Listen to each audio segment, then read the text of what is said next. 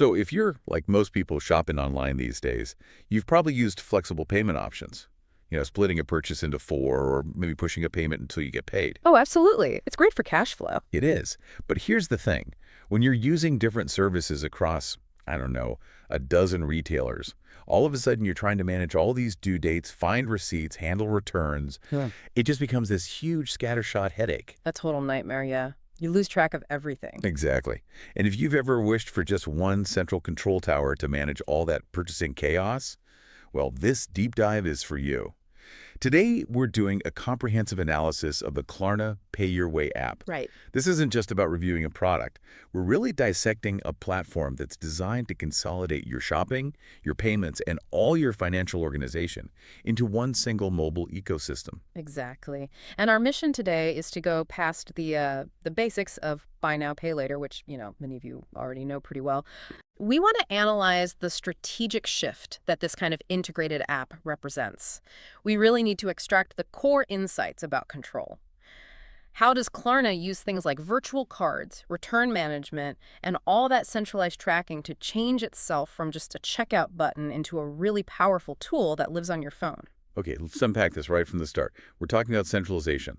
I mean, the initial identity of Klarna was always tied to the merchant, wasn't it? Yeah. It was a way for a store to get more conversions at checkout. But this app, it kind of flips that script. It's described as an extension of their core services, yes, but its true purpose seems to be bringing all of that under one mobile roof. It makes the user the real center of the transaction. And that centralization has a critical twofold purpose. First, obviously, it standardizes the flexible ways you can pay. But the second purpose, and this is the real strategic differentiator, is management. The app doesn't just let you buy things, it lets you manage the entire purchase lifecycle. From the moment you search for a product to the final delivery confirmation and even refund processing, it turns, transactional flexibility into real organizational coherence. And for you, the listener, the key takeaway here is that this is designed to get rid of that information fragmentation that so often plagues people who use these services. It's an all-in-one platform for flexible payments, organized shopping, and crucially, what the source material calls smart spending management. Right. It's positioning itself as a kind of financial assistant, not just a simple payment gateway. Now let's talk about the actual options presented to the user, because they aren't all the same. When we look at the methods available through the app, we have to distinguish between the easy interest-free options and the more regulated interest-bearing ones. Having these four distinct methods all in one place is pretty significant. It truly is. We can almost group the options by let's say, the regulatory environment and the risk to the user. On the low-risk, short-term side, which is where BNPL has always lived, you have the interest-free tools. Okay. The first, which we won't spend a lot of time on because I think the audience is pretty familiar with it, is the standard pay in 4 or pay in 3 in some markets. Right. This just splits a purchase into equal installments, usually collected every 2 weeks. It's debt, yes, but it's short-term, structured, and most importantly, interest-free as long as you pay on time. And the second interest-free option is the pay in 30 days feature. This is just pure delayed payment. You get the goods, and you have up to a month to pay the full price. The insight here isn't the function itself, it's the behavioral implication. Exactly. 30 days gives you time to actually inspect the product before your cash flow is impacted. That has to reduce purchase hesitation, and it definitely lowers the friction for returns. Precisely. That 30-day deferral, it just shifts the timing of the liability, but it keeps it manageable and cost-free. But then, the app introduces two fundamentally different options, which sort of links BNPL to more traditional financial tools. You have the simple option, pay in full today, which basically means the app is just acting as a secure, streamlined digital wallet. So that's about convenience, not flexibility. Exactly, convenience and control. But here's where we move into a completely different structure, financing, or pay over time. This is for bigger ticket items and lets you spread costs over several months, sometimes up to, 36 months? Sometimes, yeah. This is critical because it steps way outside that immediate BNPL window and into the world of regulated installment lending. That's the distinction we really need to emphasize for you. Unlike the short-term options, financing may involve interest. And the terms, the APR, the duration, the credit check requirements, they vary widely based on the region and your own customer profile. So it's a real loan. It is. And by integrating this fully regulated lending option right alongside the interest-free stuff, Klarna creates this continuous pathway for consumer spending. It covers everything from a $50 shirt to a $2,000 laptop, all managed in the same app. It really blurs the lines between BNPL and traditional credit. So once we understand that variety, the next question is, where can you actually use these things? Because if the app is trying to be this central control hub, it can't just be limited to a few partner stores. Right. And this brings us to what feels like the real game changer, the Shop Anywhere capability. The documentation is really clear on this. Users can access Klarna's payment options at, and I'm quoting, virtually any online store. Even ones that haven't signed a partnership. Exactly. Even ones that have never heard of Klarna. This is the feature that fundamentally transforms BNPL from a service that depends on the merchant into a financial instrument that you control. And this whole shift in power away from the retailer's checkout is enabled by a really sophisticated mechanism, the single-use virtual card. Okay, so how does that work? Well, when you want to buy something from a store that isn't a partner, the app generates a temporary tokenized card number. It's specific to that purchase amount, and you just use it at the store's regular credit card checkout. I So that virtual card is the intermediary. It secures the payment for the merchant instantly, but on the back end, it applies your chosen Klarna payment plan. This is the technical pivot that allows for that universal shopping freedom. It just dramatically increases the utility of the app. That's fascinating. Hmm. It means the Klarna network basically expands to the entire e-commerce world without needing all those individual store integrations. Yeah. And then once you've made the purchase, doesn't matter if it was a partner or through a virtual card, the app immediately pivots to its role as that central management hub. And that's the crucial organizational benefit, yes. The complexity of managing multiple installments, maybe across dozens of retailers, is now simplified into a single screen.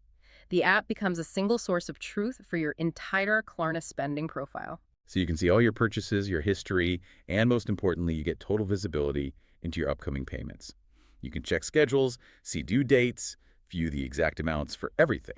And it's supported by proactive engagement. The app gives you real-time updates and, essential payment reminders.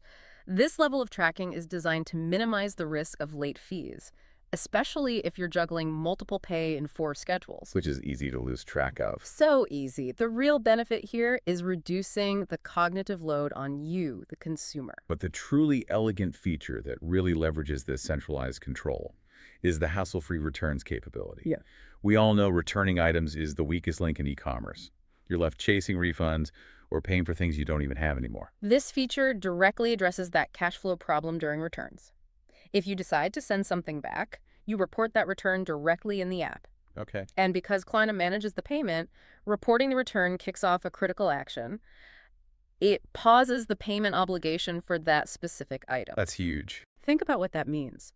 Traditionally, if your payment was due today, you'd have to pay it, then wait for the retailer to get the item, process the refund, and then wait for your money to come back.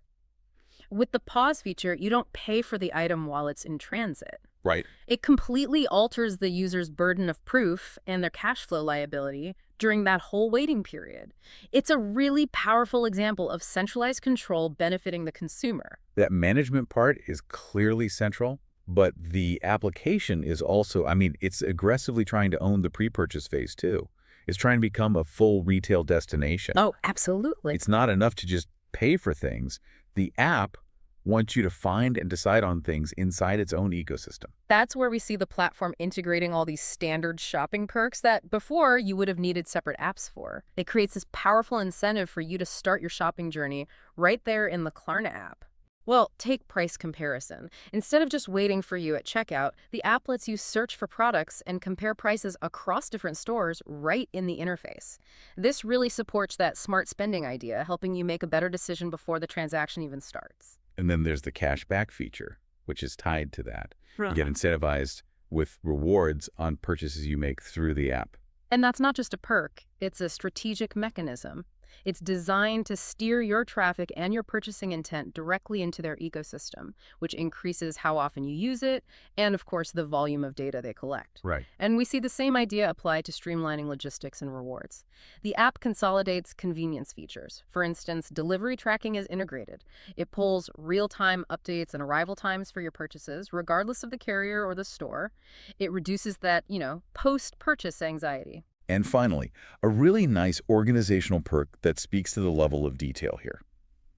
You can store your loyalty cards digitally in the app. So whether you're online or in-store, you never miss out on points.